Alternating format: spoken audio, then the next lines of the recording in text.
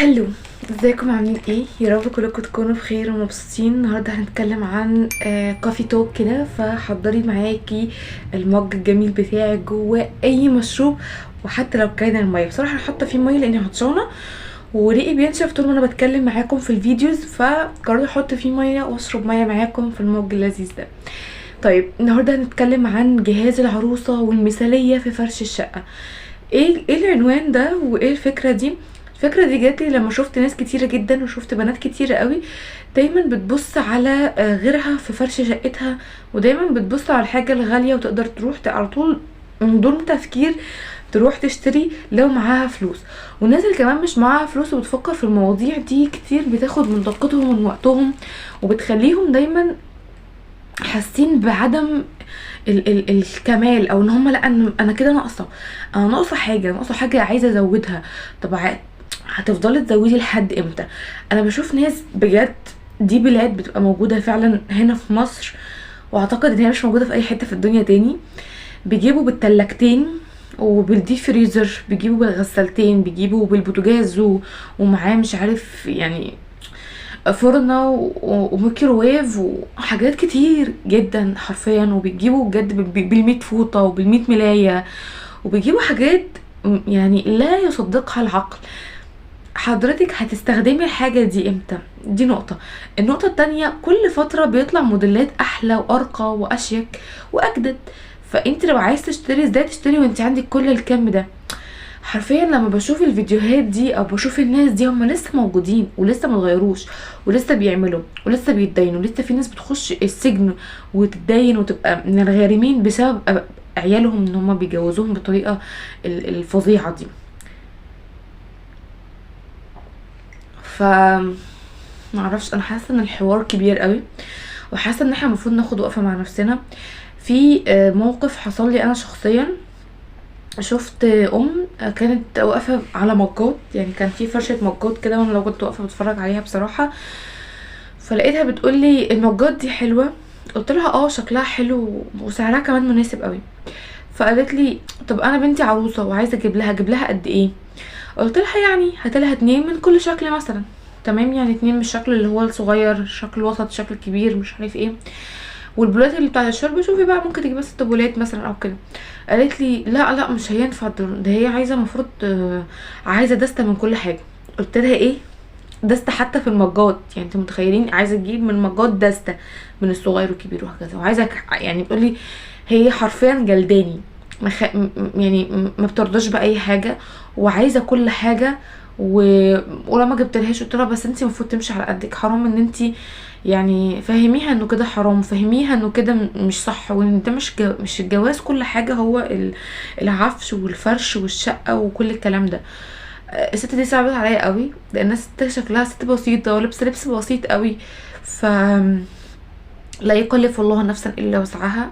ليه كلب؟ حتى لو الاهل مش بيعملوا كده، في بنات طبعا انا عارفه ان الاهل عليهم العامل الكبير، وعارفه انه دايما بيبقى فيه انه بيعجزوا العريس وانك لازم تجيب حاجات معينة، وانه كمان العروسة هتجيب اكتر. فمثلا خلونا نتكلم بمثال بسيط قوي. انا شفت يعني كذا قايمة من القايمة بتاعة العريس والعروسة وكده، هي تبقى قايمة واحدة عموما. شفت قايمة مثلا ب140,000، فكانت العروسة جايبة حاجات ب100,000 والعريس جايب حاجات ب40. والله زي ما بكلمكم هو جايب ب40,000 وهي جايبة ب100,000. فانتوا متخيلين الرقم؟ وفي واحدة تانية كانت جايبة برضو ب130 حاجة زي كده، او ب125، فهو كان واخد ال25 جايب بيهم حاجات وهي جايبة حاجات ب100,000. انا عارفة ان البيت بياخد تفاصيل كتير، وان عقبال ما يتبني بيصرف كتير، وعارفه كل الحاجات دي، بس ليه ما نمشيش بالمعقول؟ ليه مثلا ما نبديش حاجه عن حاجه؟ طقم الصيني غالي قوي قوي وطالع في العالي خصوصا في الاسعار اللي احنا فيها دي، فليه ما نبدلوش بطقم ملامين شكله محترم وكويس وخامته وكواليته بتاعتها كويسه، او بطقم ارقبال كده؟ فليه نجيب كذا طبق؟ ليه نجيب كذا طقم اطباق وكذا طقم حلل وكده؟ انت ممكن توفري الحاجات دي في حاجات احلى، يعني مجات شكلها شيك، برادات شكلها شيك، ممكن مثلا تشيلي فلوس تسافري بيها، ممكن مثلا تجيبي حاجات تجددي فرش البيت، بدل ما تجيبي مثلا ستاير يعني ستاره مثلا لنفس المكان فهي ستارتين في نفس المكان، ممكن تجيبي تشكيله تانية.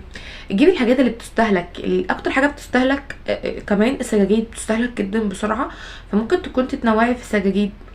فانتوا عندكم حاجات تانية. وممكن الناس دلوقتي برضه هتكلم عن الناس البسيطه بتتجوز بطريقه بسيطه، انا بجد بشكرهم من كل قلبي ان هم عندهم الحته دي في حياتهم، ان هم عايزين يعني يتجوزوا ببساطه.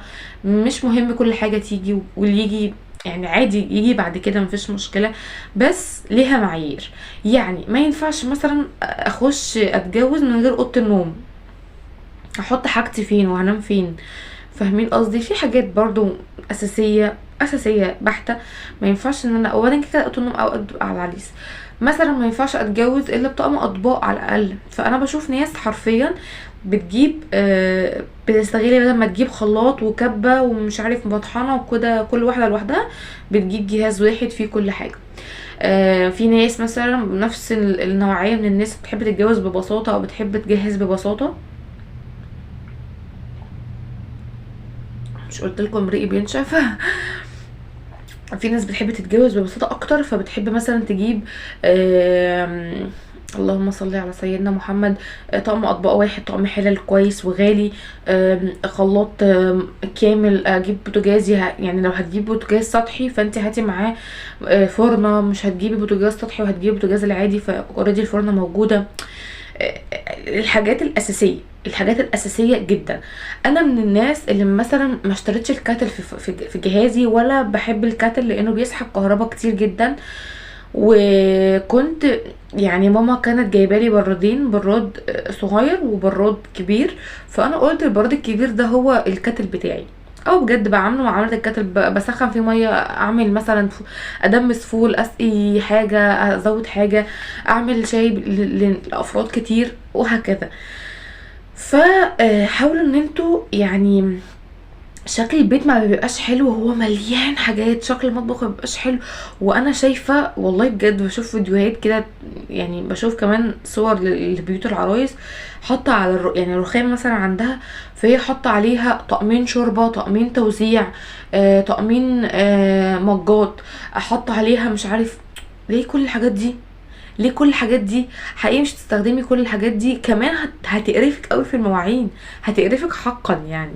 فانت حتى لو استخدمتي كل الحاجات دي ربنا يهنيكي بيهم، انا مش بقولك حاجه، بس الاعتدال حلو. يعني حاولوا انت تعتدلوا في جهازكم وتعتدلوا مع اهاليكم، عشان بجد حرام الناس دي بتتعب قوي.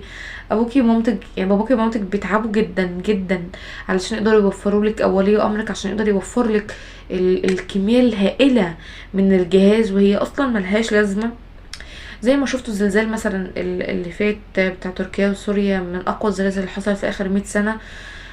في ناس كانت بيوتها بسم الله ما شاء الله على الرقي، راقيه جدا وشكلها حلو قوي، ويستخدموا حاجات كده كيوت وحاجات لطيفه كلها وقعت. يعني هي كلها وقعت على اهلها. مبقاش في البيوت الحلوه اللي انتوا كنتوا بتشوفوها عن يعني في مثلا الله يرحمها يا رب، الله يرحمها هي وبناتها، طيبه بناتها كانت ما شاء الله رقتها جميله، ما شاء الله مطبخها جميل، يا رب يعني يعوضها في الجنه ويرحمها هي وبناتها وزوجها. وتوفت هي واهلها، يعني توفوا وسابت كل حاجه. بس ما بيبقاش غير المعامله الحلوه والعشره الطيبه واتقاء الله في كل شيء في حياتنا. فاتقوا الله، اتقوا الله يا اولي الالباب لعلكم تفلحون. فاشوفكم ان شاء الله على خير في فيديو جديد. لو الفيديو عجبكم والكوفي توك عجبكم والمج الحلو ده كمان عجبكم بتاع الميه ده، عايزه اقول لكم تفاصيل انا كنت جايباه هديه لنفسي في عيد ميلادي اللي فات، فانا بحبه جدا، يا رب يخليه ليا كده ما يتكسرش.